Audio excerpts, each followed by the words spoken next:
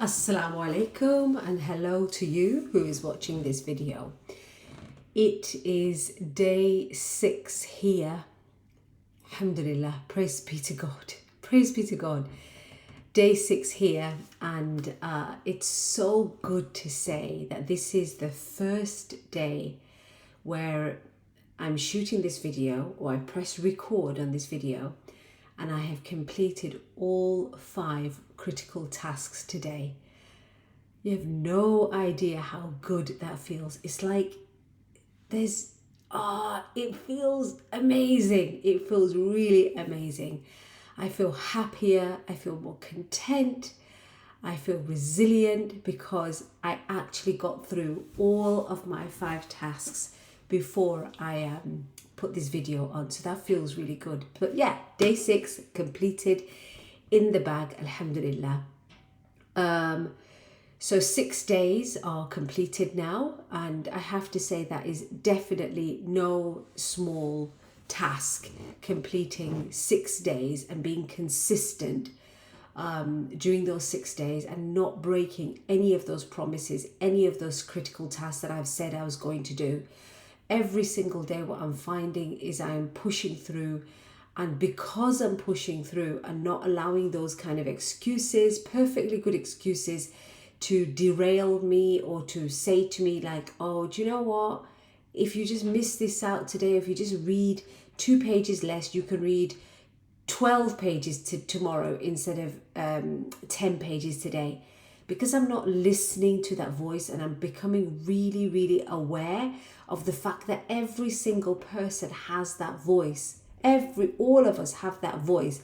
In the actual 75 hard book, this book here, the Tactical Guide to Winning the War with Yourself. I mean, I'll do another video on this, but it actually gives a title to that voice. Now, I know some of you may not appreciate this particular word, but we've all heard it. There are 2 voices Andy Frisella talks about. He said one is called the boss voice.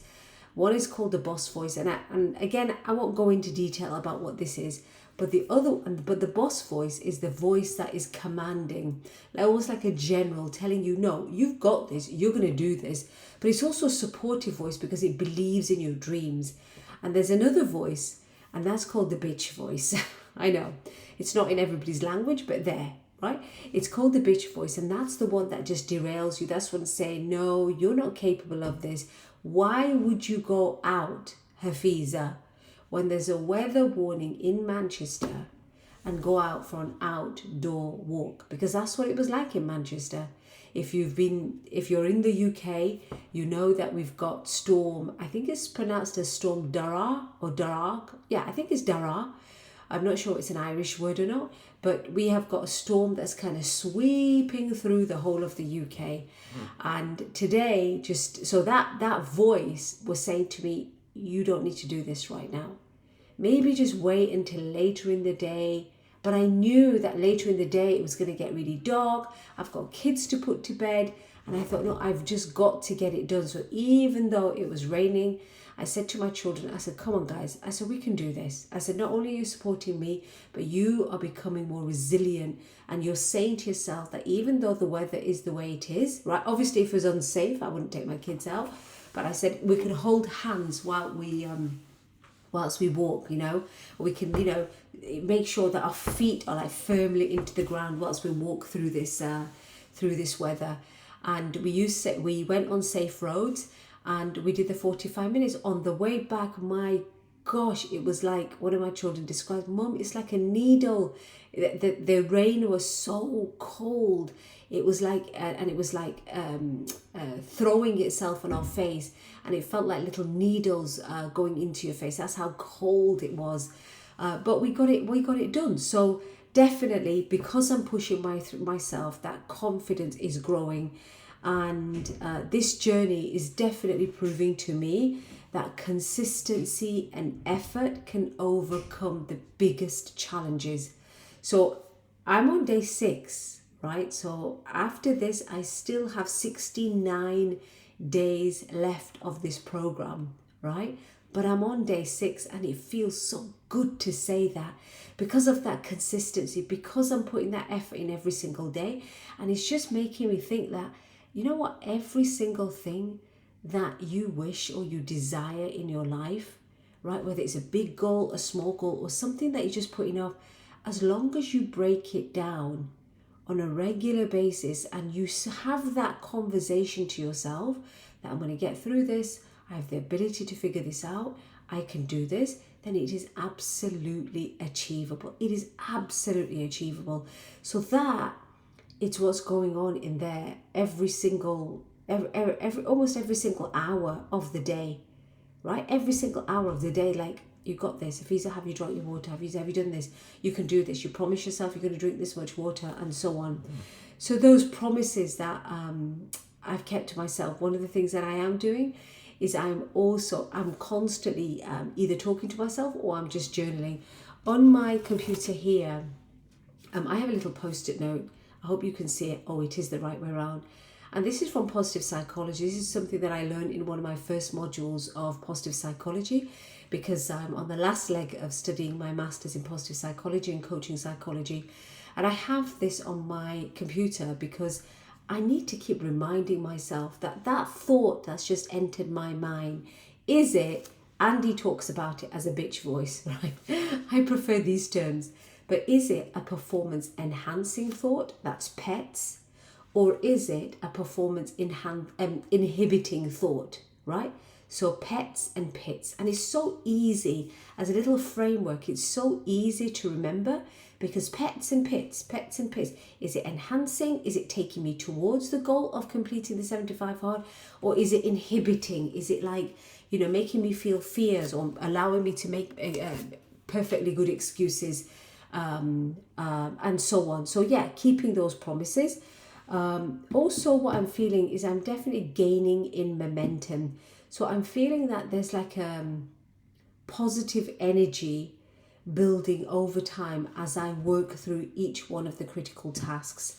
So really today what I want to share is about gaining a confidence and momentum. It's just building. I am also anticipating that this journey of the 75 hard program, I will hit a dip somewhere. So I'm anticipating that. I'm not being naive about that. Every time you go through something, I don't have my chart with me, maybe I'll bring it to the call tomorrow, but there is a diagram where basically you've got this really optimistic, outlook to the actual program that you're doing. It's like, yeah, I can do this. This is great. And then you start doing it. And it's like, yeah, I'm liking this. This is wonderful. And then there is a dip. So maybe we can have a full video on that. But that dip I'm anticipating. So I'm just preparing myself like the strategies of pets and pits, preparing my children that we can do this. It's whether, we can hold on to each other's hands and we can work through this program. Because I can't leave, my kids are young. I can't just leave them at home. I have to actually do the outdoor program with them most of the time. So yeah, momentum and confidence. One of the other things I wanted to mention on this video today is that I've now had 3 people who have been inspired by this 5-day journey, because they'd contacted me before today. 5-day journey of the 75 hard, and they too have started their 75 hard program. One of the incredible people contacted me and said, right, okay, you know what, I went out and I was doing my outdoor walk. I thought, right, I'm absolutely adamant to complete this 75 hard program. And I just want to say, like, well done, congratulations. This is so good.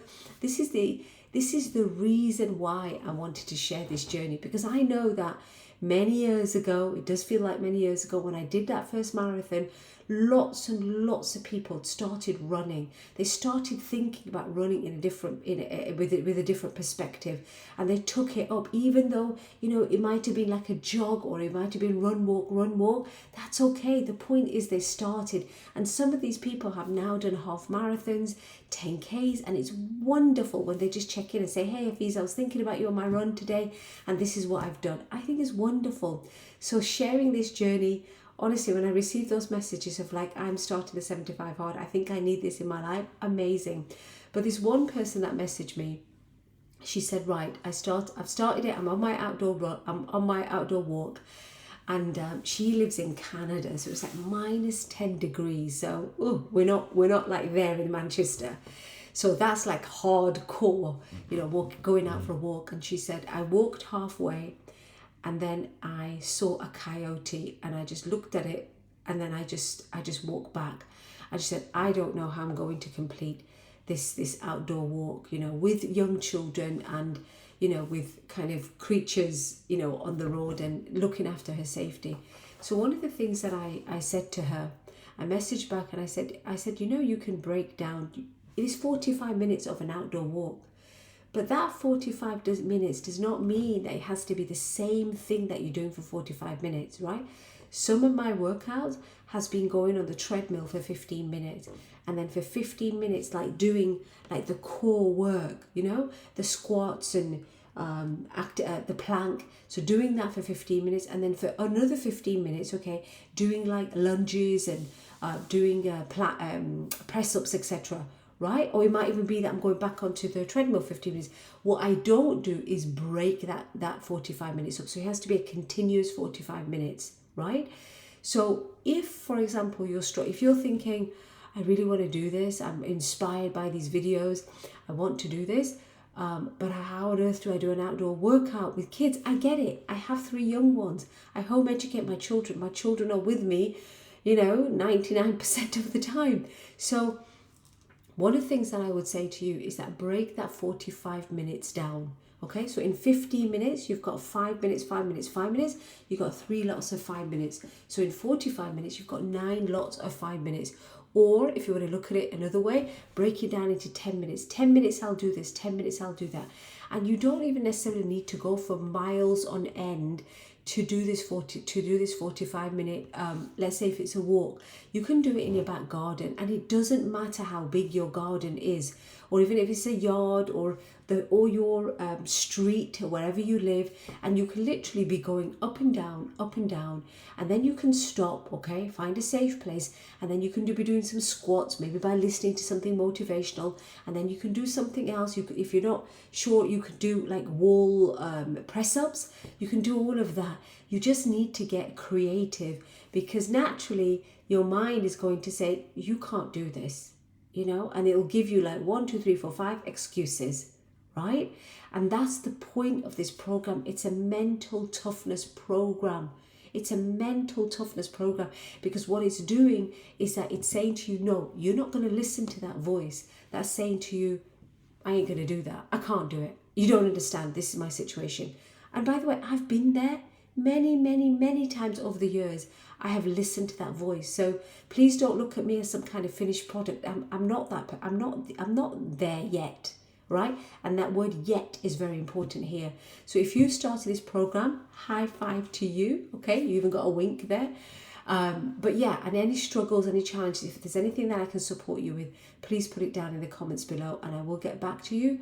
Alternatively, I think that's the best way forward. Actually, just put it down in the comments below. All right, 13 minutes and 30 seconds, right? Let's call it a day. I cannot wait to get to bed today. I really need a lot of sleep. All right, take care of yourself. Have a fantastic evening or a day, wherever you are in the world. Until tomorrow, bye.